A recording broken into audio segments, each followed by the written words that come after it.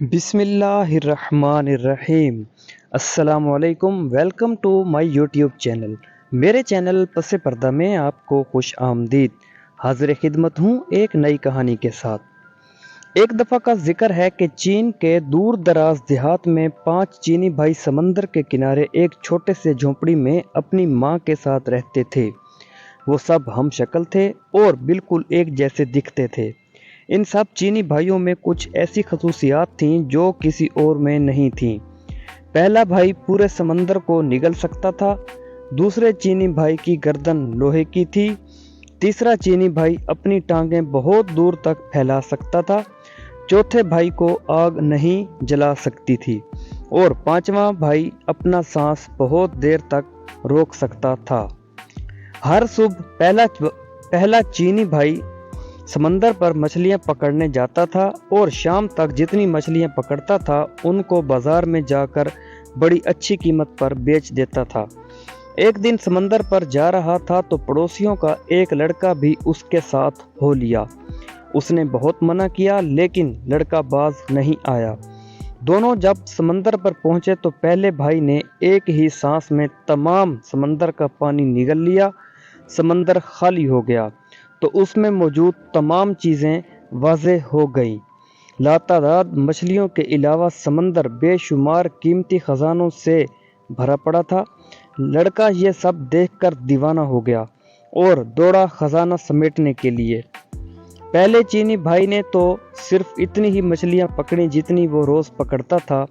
اس کے بعد وہ چاہتا تھا کہ سمندر کا پانی واپس سمندر میں ڈال دے۔ اس نے لڑکے کو آواز دی لیکن لڑکا کبھی ایک چیز اٹھاتا تو کبھی دوسری چیز کی جانب لپکتا۔ اسے کچھ سنائی نہیں دے رہا تھا۔ ادھر پہلا چینی بھائی اپنے منہ میں اتنا زیادہ پانی اٹھائے اٹھائے تھک گیا تھا۔ بس بہت ہو گیا لڑکے، اب واپس آ جاؤ۔ اس نے پھر لڑکے کو آواز دی لیکن اس نے نہیں سنا۔ انتظار کر کر کے پہلا بھائی جب بے حال ہو گیا اور اس کی برداشت سے باہر ہو گیا تو اس نے وہ پانی سمندر میں اگل دیا۔ اس کے ساتھ وہ لڑکا بھی پانی میں غرق ہو گیا۔ پہلا چینی بھائی جب اکیلا گاؤں واپس آیا تو گاؤں والوں نے اس سے لڑکے کے بارے میں پوچھا لیکن وہ کوئی جواب نہ دے سکا۔ گاؤں والے سب سمجھ گئے کہ اس نے لڑکے کو مار دیا اور انہوں نے عدلیہ میں جا کر اس کی شکایت کر دی۔ سپاہی پہلے چینی بھائی کو پکڑ کر عدالت میں لے گئے اور لڑکے کے قتل کے جرم میں اس کو سزائے موت سنا دی گئی۔ حضور والا، کیا میں آخری بار اپنی ماں سے ملنے جا سکتا ہوں؟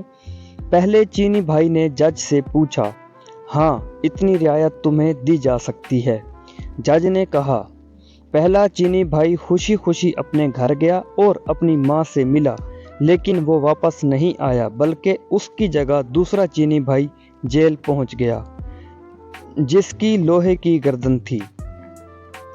چوک پر تمام گاؤں کے لوگ اکٹھے ہو چکے تھے۔ جلاد ہاتھ میں تلوار لیے مجرم کی گردن اڑا دینے کے لیے تیار کھڑا تھا۔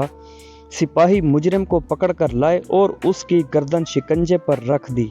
جلاد آگے بڑھا اور پوری قوت سے تلوار مجرم کی گردن پر ماری لیکن دوسرا چینی بھائی مسکراتا ہوا اٹھ کھڑا ہوا۔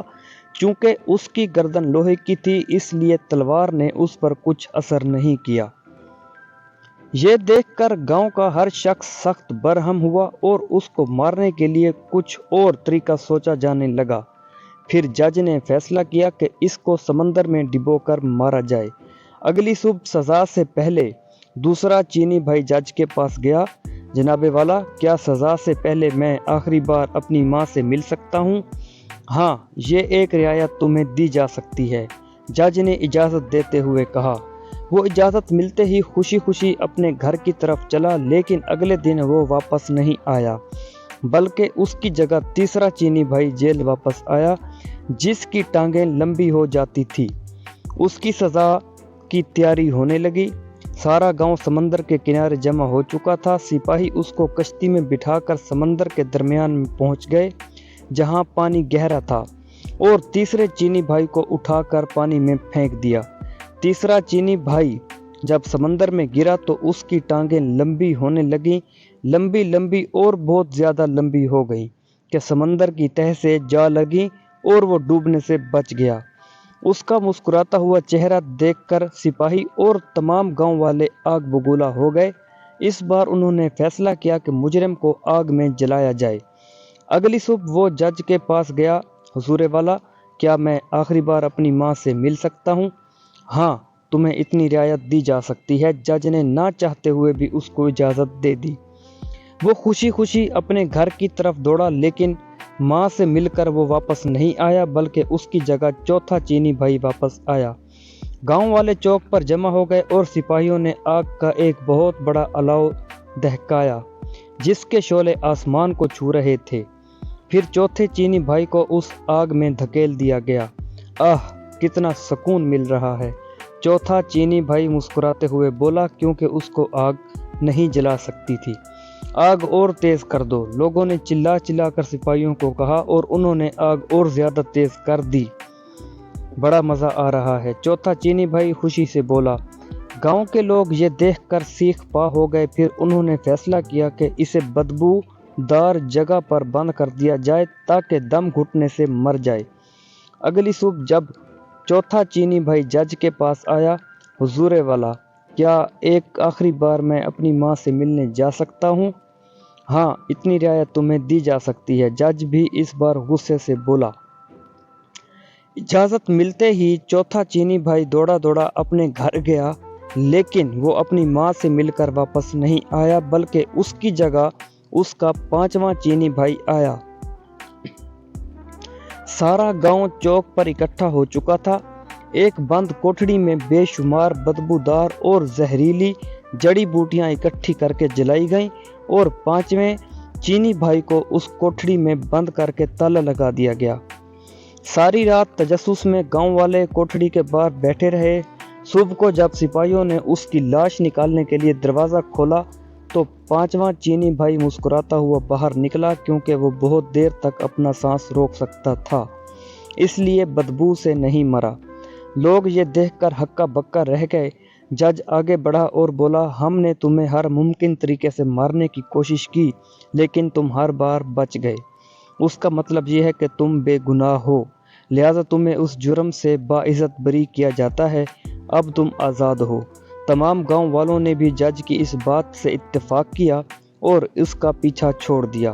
وہ خوشی خوشی اپنے گھر کی طرف دوڑا، جہاں اس کی ماں اور چاروں چینی بھائی اس کا انتظار کر رہے تھے۔ ان کی باقی زندگی ہنسی خوشی گزری۔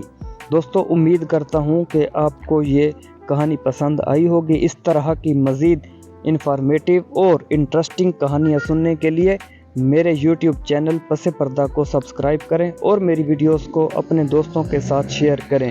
ملتے ہیں انشاءاللہ نیکسٹ ویڈیو میں۔ اللہ حافظ۔